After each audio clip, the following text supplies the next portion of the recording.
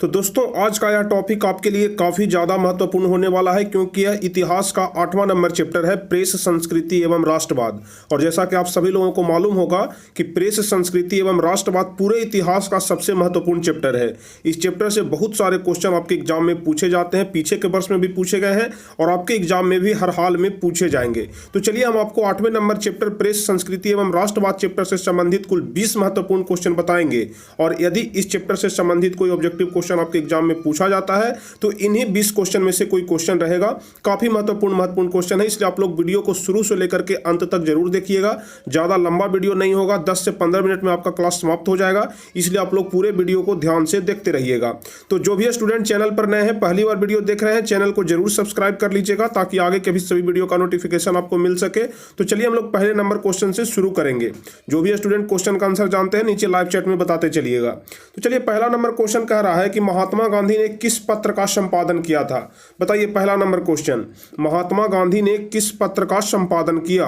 तो आप लोग ध्यान रखिएगा, काफी महत्वपूर्ण क्वेश्चन है, 2019 में पूछा गया है। महात्मा गांधी ने यंग इंडिया नामक पत्र का संपादन किया था। बी नंबर ऑप्शन सही हो जाएगा। महात्मा गांधी ने यंग इंडिया नामक पत्र का संपादन किया था। चलिए दूसरा नंबर क्वेश्चन कह रहा है कि किस पत्र ने रातों रात वर्नाक्यूलर प्रेस एक्ट से बचने के लिए अपनी भाषा बदल ली। वह पत्र कौन सा है जिसने रातों रात वर्नाक्यूलर प्रेस एक्ट से बचने के लिए रातों रात अपनी भाषा बदल ली थी। बताइए दूसरा का कौन सा ऑप्शन सही होगा। तो ध्यान रखिएगा, दूसरा का सही आंसर है अमृत बाजार पत्रिका। यानी कि अमृत बाजार पत्रिका ही वह पत्र है जिसने रातों रात वर्नाक्यूलर प्रेस एक्ट से बचने के लिए अपनी भाषा बदल ली थी। 2018 का क्वेश्चन है, काफी महत्वपूर्ण है। चलिए तीसरा नंबर क्वेश्चन, 13वीं सदी में किसने ब्लॉक प्रिंटिंग के नमूने यूरोप में पहुंचाए। बताइए 13वीं सदी में किसने ब्लॉक प्रिंटिंग के नमूने यूरोप में पहुंचाए। कौन सा ऑप्शन सही होगा तीसरा नंबर क्वेश्चन। तो आप लोग ध्यान रखिएगा, मार्को पोलो ने ही 13वीं सदी में ब्लॉक प्रिंटिंग के नमूने यूरोप पहुंचाए थे। तीसरा का ए नंबर ऑप्शन सही हो जाएगा। चौथा नंबर क्वेश्चन देख रहे हैं आप लोग, इसमें हर एक क्वेश्चन है जो कि किसी न किसी वर्ष पूछा गया है। जैसे चौथा नंबर क्वेश्चन 2016 और 2019 में भी पूछा गया है। तो बताइए गुटेनबर्ग का जन्म किस देश में हुआ था। चौथा नंबर क्वेश्चन, गुटेनबर्ग का जन्म किस देश में हुआ था। अमेरिका में कि जर्मनी की, इंग्लैंड की, जापान। बताइए चौथा का कौन सा ऑप्शन सही होगा। तो आप लोग ध्यान रखिएगा, जर्मनी में हुआ था। गुटेनबर्ग का जन्म जर्मनी में हुआ था। बी नंबर ऑप्शन सही हो जाएगा। अब चलिए 5वां नंबर क्वेश्चन कह रहा है कि गुटेनबर्ग ने सर्वप्रथम किस पुस्तक की छपाई की। 2018 का क्वेश्चन है, काफी महत्वपूर्ण है। बताइए गुटेनबर्ग ने सर्वप्रथम किस पुस्तक की छपाई की। 5वां का कौन सा ऑप्शन सही होगा। तो ध्यान रखिएगा, गुटेनबर्ग सबसे पहले बाइबिल पुस्तक की छपाई की। 5वां का डी नंबर ऑप्शन सही हो जाएगा। गुटेनबर्ग ने सर्वप्रथम बाइबिल पुस्तक की छपाई की थी। काफी महत्वपूर्ण क्वेश्चन है, आप लोग ध्यान से देखते रहिएगा। अगर आपको वीडियो अच्छा लग रहा हो तो इसे लाइक भी कर दीजिएगा। चलिए 6ठा नंबर क्वेश्चन, इंग्लैंड में मुद्रण कला को पहुंचाने वाला कौन था। ये काफी महत्वपूर्ण है। इंग्लैंड में मुद्रण कला को पहुंचाने वाला कौन था। हैमिल्टन था कि एडिसन था कि कैक्सटन था कि स्मिथ था। बताइए छठा का कौन सा ऑप्शन सही होगा। तो ध्यान रखिएगा, छठा का बी नंबर ऑप्शन सही होगा कि इंग्लैंड में मुद्रण कला को पहुंचाने वाला कैक्सटन था। छठा का बी नंबर ऑप्शन यहां पर सही हो जाएगा, कैक्सटन नाम आप लोग ध्यान रखिएगा। चलिए 7वां नंबर क्वेश्चन काफी महत्वपूर्ण है। आपको बताना है कि यह कथन किसका है। मुद्रण ईश्वर की दी हुई महानतम देन है और सबसे बड़ा तोहफा है। ठीक है, मुद्रा ईश्वर की दी हुई सबसे महानतम देन है और सबसे बड़ा तोहफा 2018 और 2020 दोनों वर्ष पूछा गया है। तो बताइए 7वां का कौन सा ऑप्शन सही होगा। किसने कहा मुद्रण ईश्वर की दी हुई महानतम देन और सबसे बड़ा तोहफा है। तो बताइए आप लोग ध्यान रखिएगा, काफी महत्वपूर्ण है। मार्टिन लूथर ने कहा था कि मुद्रण ईश्वर की दी हुई महानतम देन है और सबसे बड़ा तोहफा है। मार्टिन लूथर के द्वारा कहा गया था। 7वां का बी नंबर ऑप्शन सही होगा। चलिए 8वां नंबर क्वेश्चन हम लोग देख लेते हैं। रूसो कहां का दार्शनिक था। बताइए 8वां नंबर क्वेश्चन, रूसो कहां का दार्शनिक था। 2019 का क्वेश्चन। बताइए फ्रांस का कि रूस का कि अमेरिका का कि इंग्लैंड का। 8वां का कौन सा जवाब सही होगा। रूसो कहां का दार्शनिक था। तो आप लोग ध्यान रखिएगा, रूसो फ्रांस का दार्शनिक था। ऐसा नहीं कि रूसो देख करके आप लोग रूस मार दीजिएगा, बिल्कुल गलत हो जाएगा। रूसो कहां का दार्शनिक था, फ्रांस का दार्शनिक था। चलिए अब 9वां नंबर क्वेश्चन उससे भी ज्यादा महत्वपूर्ण है, जो कि 2018 में पूछा गया, दोनों सिटिंग में पूछा गया। विश्व में सर्वप्रथम मुद्रण की शुरुआत कहां हुई। विश्व में सर्वप्रथम मुद्रण की शुरुआत कहां हुई। भारत में कि चीन में कि जापान में कि अमेरिका में। बताइए कौन सा ऑप्शन सही होगा।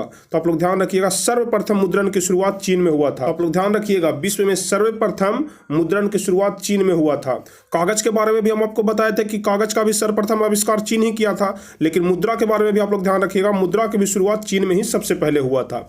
चलिए 10वां नंबर क्वेश्चन, किस देश की सिविल सेवा परीक्षा ने मुद्रित पुस्तकों की मांग बढ़ाई? बताइए कौन देश है जिसने की सिविल सेवा परीक्षा में मुद्रित पुस्तकों की मांग बढ़ाई है? 10वां नंबर क्वेश्चन, कौन सा जवाब सही होगा? तो इसका भी जवाब चीन होगा, यानी कि चीन देश की सिविल सेवा परीक्षा ने मुद्रित पुस्तकों की मांग बढ़ाई है। ठीक है, चीन देश की सिविल सेवा परीक्षा ने मुद्रित पुस्तकों की मांग बढ़ाई है। चलिए 11 नंबर क्वेश्चन, मुद्रण तकनीक का विकास सर्वप्रथम कहाँ हुआ था? मुद्रण तकनीक का विकास, बताइए 11 नंबर क्वेश्चन, मुद्रण तकनीक का विकास सर्वप्रथम कहाँ हुआ था? उसी क्वेश्चन को थोड़ा सा घुमा के पूछ रहा है कि मुद्रा का शुरुआत सर्वप्रथम कहाँ हुआ था। तो जहां मुद्रण तकनीक का सर्वप्रथम विकास होगा वहीं ना मुद्रा का शुरुआत होगा। तो मुद्रा का सर्वप्रथम विकास कहाँ हुआ था? चीन में हुआ था, इसलिए मुद्रण तकनीक का भी विकास चीन में ही हो जाएगा। 11 का बी नंबर ऑप्शन सही हो जाएगा। चलिए 12 नंबर क्वेश्चन कह रहा है कि मार्टिन लूथर कौन थे? मार्टिन लूथर कौन थे? दार्शनिक थे कि राजनीतिज्ञ थे कि धर्म सुधारक थे कि समाज सुधारक थे? 12 नंबर क्वेश्चन, बताइए मार्टिन लूथर कौन थे? 12 नंबर क्वेश्चन काफी महत्वपूर्ण है, तो ध्यान रखिएगा। मार्टिन लूथर धर्म सुधारक थे। मार्टिन लूथर कौन थे? तो एक धर्म सुधारक थे। 12 का सी नंबर ऑप्शन यहाँ पर सही हो जाएगा। चलिए 13 नंबर क्वेश्चन, इनक्विजिशन क्या था? बताइए इनक्विजिशन क्या था? 13 नंबर क्वेश्चन, इनक्विजिशन क्या था? बताइए 13 का कौन सा ऑप्शन सही होगा? तो आप लोग ध्यान रखिएगा, इनक्विजिशन एक धर्म अदालत था। 13 का ए नंबर ऑप्शन सही होगा। इनक्विजिशन एक धर्म अदालत था, ध्यान रखिएगा। चलिए 14 नंबर क्वेश्चन कह रहा है कि वर्नाक्यूलर प्रेस एक्ट कब पारित हुआ, कब पास हुआ? बताइए वर्नाक्यूलर प्रेस एक्ट कब पास हुआ? 1978 में कि 1979 में कि 1778 में कि 1878 में? बताइए 14 नंबर क्वेश्चन, कौन सा जवाब सही होगा? तो आप लोग ध्यान रखिएगा, काफी महत्वपूर्ण क्वेश्चन है। 1878 ईस्वी में वर्नाक्यूलर प्रेस एक्ट पास हुआ था। 14 का डी नंबर ऑप्शन सही हो जाएगा। वर्नाक्यूलर प्रेस एक्ट 1878 ईस्वी में। 15 नंबर क्वेश्चन कह रहा है कि इनमें से कौन निम्न जातीय आंदोलन के प्रणेता थे? बताइए 15 नंबर क्वेश्चन, कौन थे जो कि निम्न जातीय आंदोलन के प्रणेता थे? महात्मा गांधी की, ज्योतिबा फूले की, भीमराव अंबेडकर की, जवाहरलाल नेहरू? बताइए 15 का कौन सा जवाब सही होगा? निम्न में कौन जातीय आंदोलन के प्रणेता थे? तो ज्योतिबा हो जाएगा। ज्योतिबा फूले जातीय आंदोलन के प्रणेता थे। 15 का बी नंबर ऑप्शन सही हो जाएगा। इनमें से कौन निम्न जातीय आंदोलन के प्रणेता थे? तो ज्योतिबा। अब 16 नंबर क्वेश्चन कह रहा है कि हिंद स्वराज पुस्तक के लेखक कौन थे? काफी महत्वपूर्ण क्वेश्चन है, 2018 में पूछा गया था। हिंद स्वराज पुस्तक के लेखक कौन थे? 16 नंबर क्वेश्चन, बताइए। काफी महत्वपूर्ण है, काफी आसान भी है। हिंद स्वराज पुस्तक के लेखक कौन है? महात्मा गांधी है। 16 का ए नंबर ऑप्शन सही हो जाएगा। हिंद स्वराज पुस्तक के लेखक महात्मा गांधी हैं। चलिए 17 नंबर क्वेश्चन, बताइए 95 स्थापनाएं किसकी रचना है? ठीक है, 95 स्थापनाएं किसकी रचना है?